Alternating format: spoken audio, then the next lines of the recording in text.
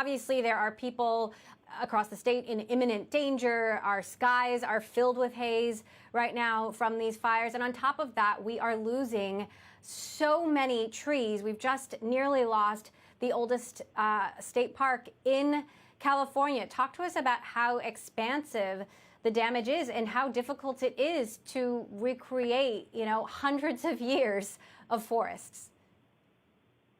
Yeah, this is personal, and so I guess what I can say is just give a nod to the folks that are being impacted, investors, and I have colleagues and friends that have been impacted and suffered immense loss, and people are feeling that pain. That pain's seen and heard. And I guess one of the ways it can be quantified is, and it's painful for me, people saying, oh, it's a bad fire season. This is likely to be one of the coolest years of the next 100.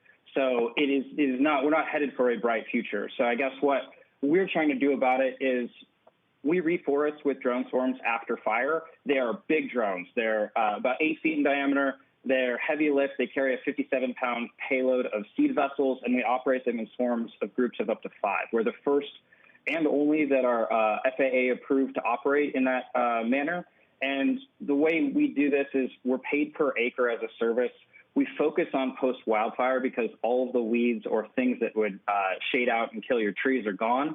And we're helping people that are affected access capital through carbon credits. Last time we were on this program, we announced a contract with the Nature Conservancy. We're working with timber companies and government as well.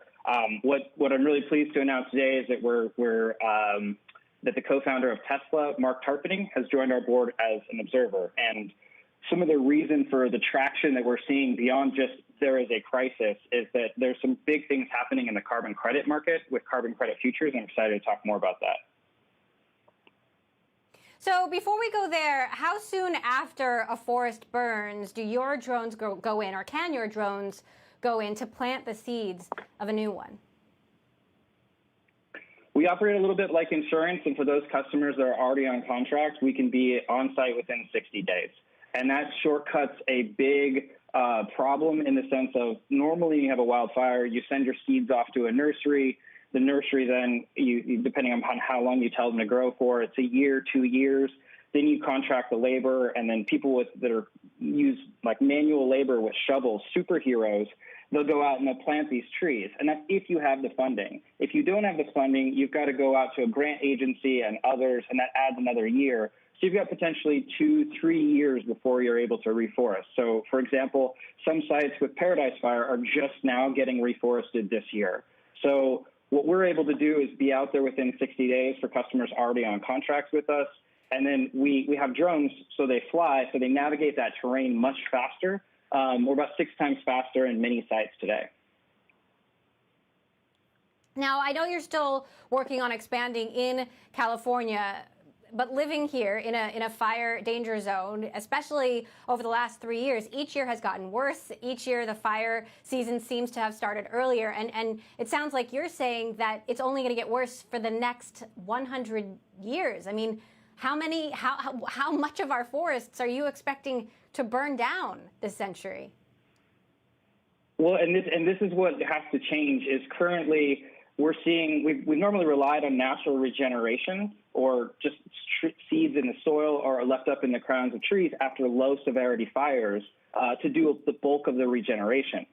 And then some cases we've gone out with 1 to 2 year old trees run from nurseries. Well, what's happening is with catastrophic moderate to high severity fires, we're seeing increasingly that wildfire damage it's not coming back as forest. It's persistent early sterile phase or 10-foot tall bush. And so what we need to be able to do is build the capacity to be able to reforest faster, because when your rate of burn is exceeding your ability to plant or for nature to regenerate, there is a future in which if you don't correct and start going to afforestation or planting more than you lose, you're actually going to see a future where potentially California just doesn't have any forests. Now, we can fix that, but we've got to build the tools. Now, let's talk about the carbon credits that you mentioned earlier and how this is becoming more attainable for customers who want to access it. Yeah, what was previously the problem, like one of the big problems beyond just the long supply chain and manual labor is the access to capital, and that's changed in the last 18 months to 2 years. Previously, you had to wait 25 years to get carbon credits from a new reforestation project. You had to wait for the trees to grow, then you could get your money out of the project. Well, that project just couldn't compete with 25 years of compounded interest from another project, and so nobody did it. And so what's changed now is we have ex-ante credits or carbon credit futures, and very reputable organizations, Climate Action Reserve, Verra, Gold Standard, creates these, and then within 1 to 2 years verifies that the trees have established that they're surviving, and then they issue a conservative baseline. Now, over the next couple of years, you exceed that baseline in carbon sequestration credits, you get those credits back. So that opens a huge market. It's a $215 billion global carbon credit market, and it's been growing 3x over the last 3 years. The U.S. is barely in it. It's mostly the EU. And if you look at, well, what if the U.S. did enter it? 23% of S&P 100 companies have committed to go carbon negative and neutral, but they're still sort of like getting their baselines on carbon credits. If Microsoft alone, which has already pledged to go carbon negative, enters, it's going to take up 16% of the voluntary credit supply. That's our math. And so looking at that, there's just not enough credits.